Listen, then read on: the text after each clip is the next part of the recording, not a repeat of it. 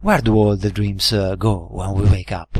And above all, when did Sox team up with Chameleon and learn the camouflage techniques?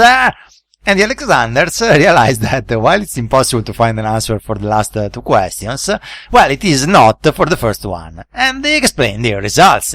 Let's start with why big-brained females survive better than the small-brained ones. The Alexanders rule out as a possible explanation that the female biggies age more gracefully than female tinies. By the end of the experiment, all the guppies are in fact between 300 and 360 days old, meaning that they are way younger than the minimum life expectancy of guppies, which is of about 400 days. The researchers then rule out also that big-brained females survived longer than small-brained ones, because biggies were better than the tinies at finding food. Alex and Fellas, as I said before, fed the guppies once a day, and they provided the fishes so much food that it is impossible that even the dumb ones couldn't find it and therefore died of starvation. So, why females biggies are better survivalists than the tinies? The Alexanders say that the most probable explanation is that the females with big brains are way better at escaping predators than females with small brains. Okay, but why? Well, let's see how the predator-prey dynamic work in the Alexanders scenario. The pike cyclids, the carnivorous fish that feed on guppies in the streams inside the tank, well, this vicious swimmer is a predator that uses the ambush strategy. In short, this finny hunter waits while hiding in its shelter, the clay pipes in the deepest areas of the streams, and then zap! It attacks when it sees a guppy coming nearby above it. To defend themselves from this kind of threat, guppies stage the predator inspection behavior. Basically, when the predator is spotted, usually one or two guppies swim in its direction until a bunch of body lengths away. Once in position, the audacious scouts spend some seconds gathering information about the identity and the position of the predator and about its tendency to attack.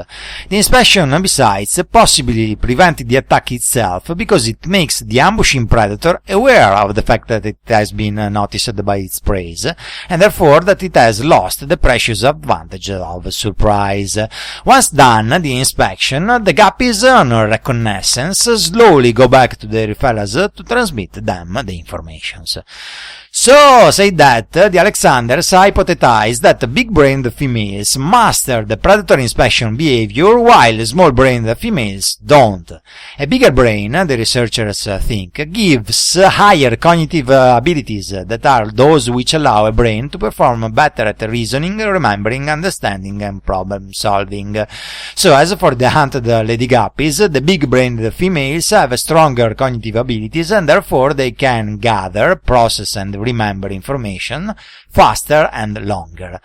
Thus, the smart lady fishes can perform shorter and fewer inspections than the female tinies. So, to summarize, the less you show off around your predator, the higher your probabilities to survive are. Well, unless you are an annoying little yellow Tweety bird. Then you can survive even a nuclear blast 3 centimeters away from you, because you are an evil, annoying little yellow darn Tweety bird. And I hate you. I think it's time for a commercial break now. Do you feel to be the one empty-headed personification of Dumb and Dumber? Do you feel to be to intelligence and memory what a red salmon in spandex is to acid jazz? Try Braining, the pill that will dope your neurons and make your synapses so pumped up that they will finally beat your house nail at Iron Fist. Braining, you'll no longer forget things. Braining, you'll no longer forget things. Braining, you'll no longer forget things. Okay, so there are two more questions to answer about the results of the experiment of our mates, the Alexanders. 1. Why, unlike the females, big-brained and small-brained males of guppies have the same rate of survival? And 2. Why female guppies live longer than males? Answer 1. Males of guppies are colorful, females not much. This happens because males use colors to attract females for mating. Moreover, big-brained males are more colorful than small-brained ones, and the Alexanders say that it may be due I quote, to a genetic correlation between brain size and coloration. So, in short, the more color on your skin, the easier it is for a predator to see you, the higher the risk for you to get caught, swallowed, and killed. So, even if your bigger brain makes you better with the inspection stuff, well, if you are as stealthy as fireworks on the nose of Pinocchio after he has just broken the local galactic group record of lies telling, well, pal, you have the same chance to survive one of your swimming mates with a brain with the size of a moon. Okay, time to answer to the question 2. Why female guppies live longer than males?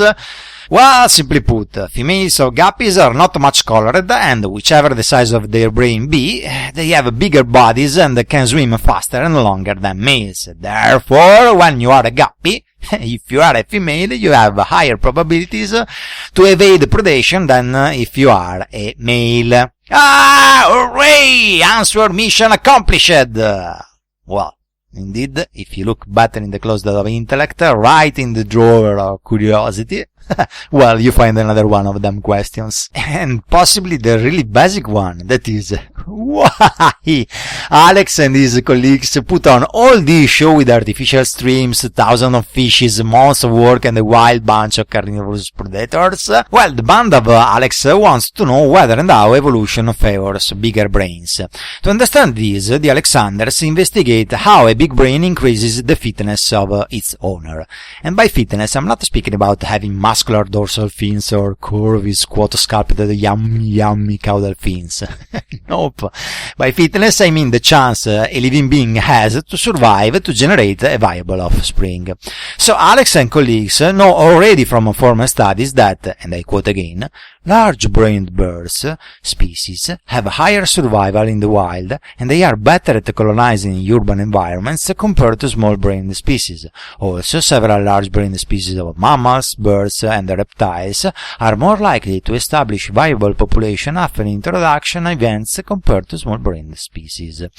Our friend scientists, in other words, are aware of the cognitive buffer hypothesis. The idea is that a big brain is a buffer against the environment. In other words, a big brain and the cognitive abilities that it provides make it easier for its owner to find the right thing to do when challenged. Therefore, a big brain is a wonderfully useful tool for animals to try to live another day. Now, the Alexanders also know that evidences for the buffer hypothesis come from comparative studies among different species, and that they regard microevolution, that is, evolution at a species level. What is missing, Alex and coworkers think, is an experiment that tested buffer hypothesis within one species, at the single individual level. Therefore, the Alexanders design and perform their experiment, the experiment I just told you. And thanks to the evidences they find, the researchers can eventually conclude that, and I quote for the last time, I swear, natural selection favors individuals with larger brains, at least under certain conditions, and survival under predation is an important selective force in the evolution of vertebrate brain size. And that's all, guppies and folks. Have a nice day, sleep well, good afternoon, and ciao! Till next time!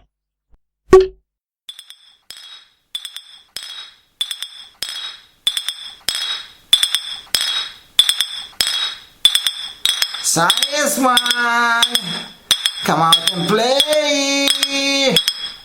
Science man, come out and play. Science mag, come out and play.